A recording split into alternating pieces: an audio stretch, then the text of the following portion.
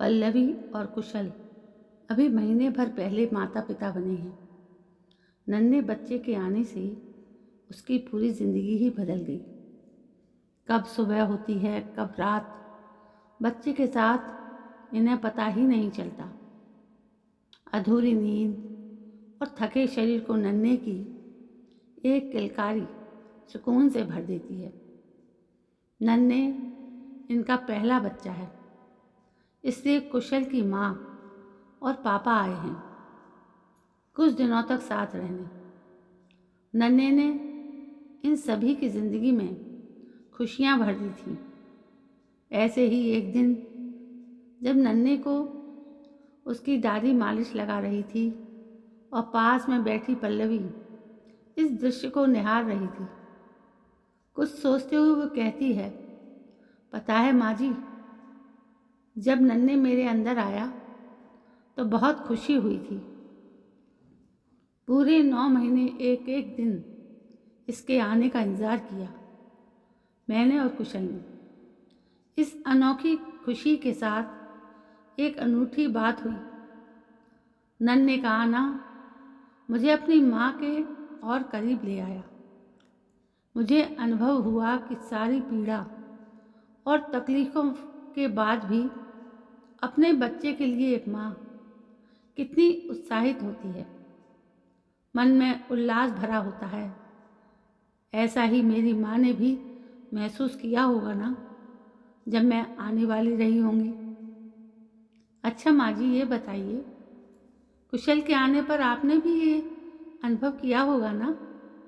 पल्लवी की सास की आंखें ममता से चमक गईं और आवाज़ में ममत्व की ललक आ गई।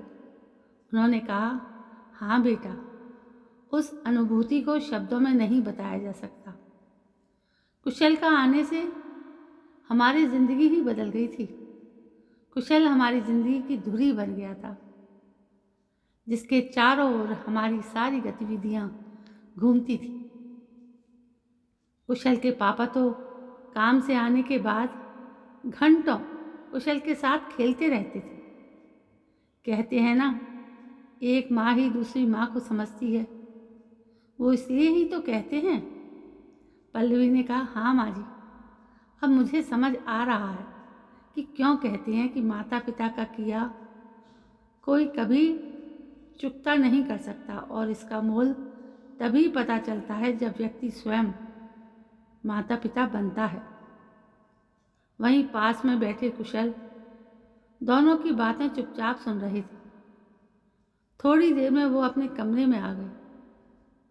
दोनों महिलाएं देर तक आपस में अपने अनुभव साझा करती रहीं। इस दौरान नन्हे के काम चलते रहे। मालिश के बाद नन्हे की मस्ती, फिर नहाना, फिर उसकी पेट पूजा, फिर प्यारी सी नींद।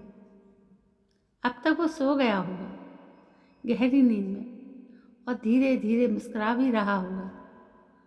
थोड़ी देर गोदी में रखने के बाद पल्लवी उसे बिस्तर पर सुलाने के लिए उसी कमरे में आई जिसमें कुशल बैठा था।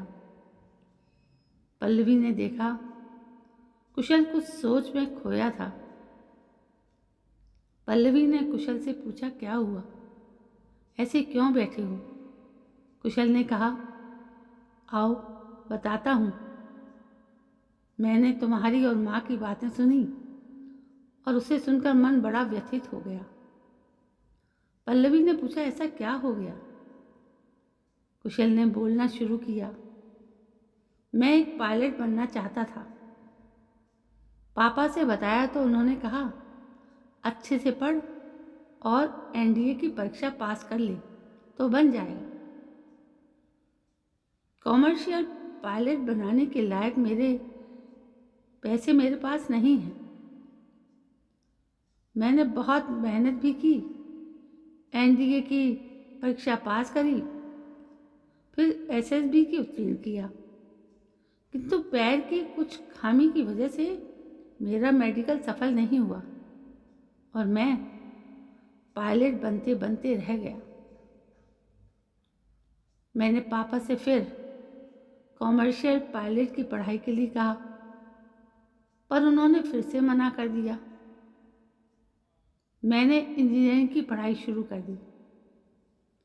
कुछ दिनों बाद जब छोटी की शादी तय हुई और पापा ने उसकी शादी पर लाखों खर्च करे तो मुझे अच्छा नहीं लगा। छोटी की शादी के बाद मैंने पापा से कहा, अभी आपके पास लाखों रुपए आ गए और जब मैंने कॉमर्शियल पायलट की पढ़ाई के लिए मांगी थी आपने मना कर दिया था।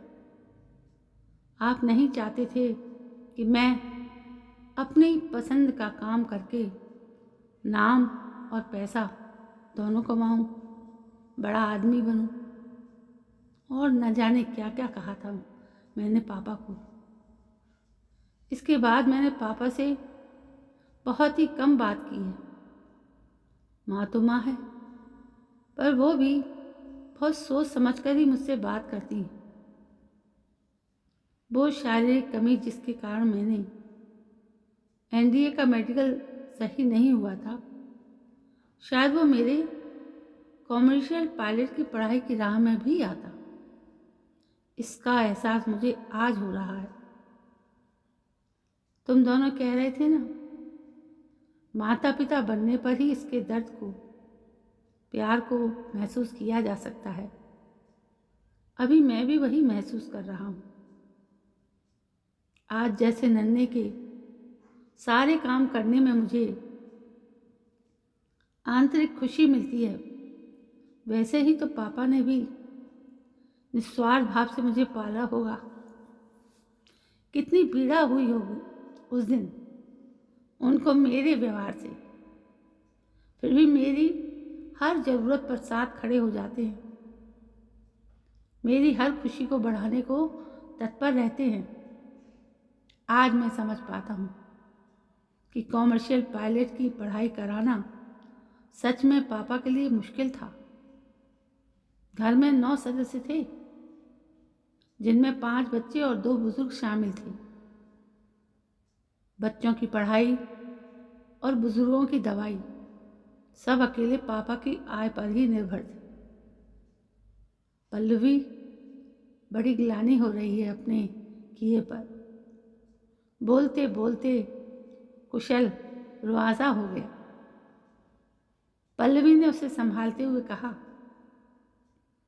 जब आंखें खुली तभी सवेरा, अभी कुछ बिगड़ा नहीं है। माफ़ी मांग लो अपने माता पिता से। तुम तो भाग्यशाली हो कि माता पिता अभी तुम्हारे पास हैं। कितने लोग तो ऐसे होते हैं कि जब तक वो इस बात को समझ पाते हैं तब तक उनके पास माफ़ी मांगने का भी समय नहीं रह जाता है। माता पिता दुनिया में ही नहीं होते हैं। जितनी जल्दी हो सके अपने माँ के भाव माँ पापा को बता दो, उन्हें अच्छा लगेगा और तुम्हारा मन भी हल्का होगा। कुशल तुरंत ही उठकर माँ के कमरे में जाता है और अपनी माँ का हाथ पकड़कर बैठ जाता है। बहुत समय, यूं कहे कि सालों बाद कुशल ने माँ के हाथ ऐसे पकड़े थे। माँ बेटे की नज़रें मिली और हाथों के बीच की पकड़ और मजबूत हो गई। इसके साथ ही माँ और बेटे दोनों की आंखें नम हो गई। किसी ने कुछ भी नहीं बोला, लेकिन खामोशी ने अपना काम कर दिया। माँ और बेटा देर तक भाव विह्वल एक दूसरे का हाथ पकड़े बैठे रहे। थोड़ी देर में कुशल के पापा भी अखबार पढ़कर कमरे में अपनी दवा लेने आते हैं। माँ बेटे को ऐसे बैठा देख पास ही बैठ जाते हैं।